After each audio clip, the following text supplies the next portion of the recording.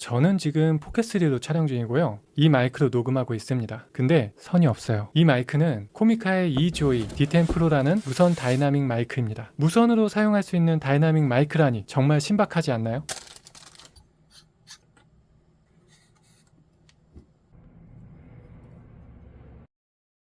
일단 외관이 상당히 고급지고 예쁩니다. 마이크가 화면에 노출되는 방송을 하는 경우에 디자인이 좋아야 분위기를 살려주잖아요. 게임 방송이나 스트리밍 방송을 할 때 이 마이크가 굉장히 어울릴 것 같아요. 이 마이크는 블랙과 화이트 색상이 있는데 저는 블랙으로 골랐습니다. 요새 LED가 화려한 마이크가 많은데 D10 Pro는 LED가 너무 튀지 않고 적당해요. 윈드스크린 디자인도 세련됐고 재질과 마감이 아주 좋습니다. D10 Pro를 무선으로 사용하려면 마이크 스탠드 브라켓에 꽂혀져 있는 리시버를 녹음하고 싶은 기기와 연결하면 됩니다. PC나 노트북에 연결하고 싶다면 구성품 중에 A타입으로 변환해주는 아답터를 사용하면 돼요. 그 외에 C타입으로 마이크 사용할 수 있는 기기라면 스마트폰, 아이패드, 갤럭시 탭, 포켓3, 액션5 프로 등등 모두 사용할 수 있습니다.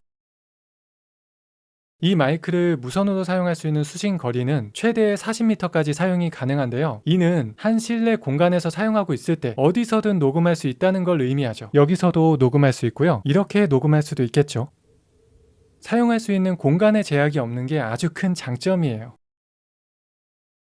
개인적으로 이 마이크가 정말 편하다고 생각하는 부분이 있는데 유선 마이크는 사용하는 도중에 연결된 PC를 당장 옮길 수는 없잖아요. 무거우니까. 근데 노트북이라면 옮길 수도 있겠죠. 하지만 조금만 움직여도 연결되어 있는 케이블 터치 소리가 민감하게 다 들어가기 때문에 유선은 제약이 큽니다. 지금 저는 포켓3와 녹화하고 있는데 D10 Pro와 무선으로 연결되어 있기 때문에 노트북보다 훨씬 작고 가벼운 포켓3를 내 마음대로 위치를 바꾸고 옮기면서 말을 해도 마이크는 깔끔하게 내 목소리를 녹음해 줍니다. 포켓3가 아니라 노트북이나 태블릿으로 D10 Pro를 무선 연결해도 녹음 도중에 디바이스를 원하는 위치로 자유롭게 옮길 수가 있는 거죠. 라이브 중이라도.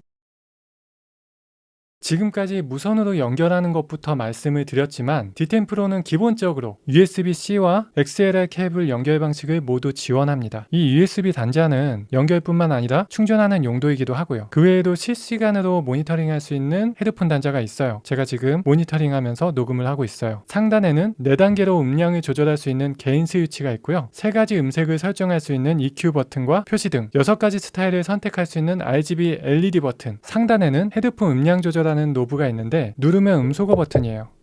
그리고 이 와이파이 표시된 버튼은 길게 누르면 전원을 온오프 할 수가 있고 전원이 켜진 상태에서 짧게 누르면 노이즈 캔슬링을 온오프 할 수가 있습니다.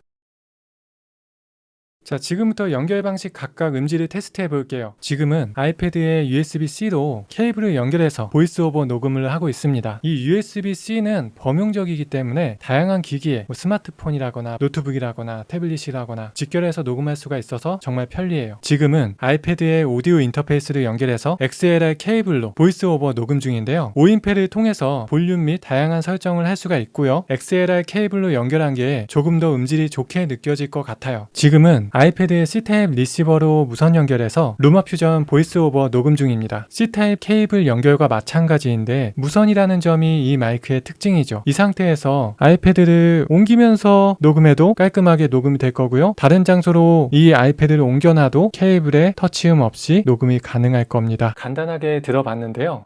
제가 막기라 그런지 각각 차이가 엄청 크게 느껴지진 않아요. 이 정도면 무선으로만 사용해도 음질을 손해보는 느낌은 안 들 것 같아요.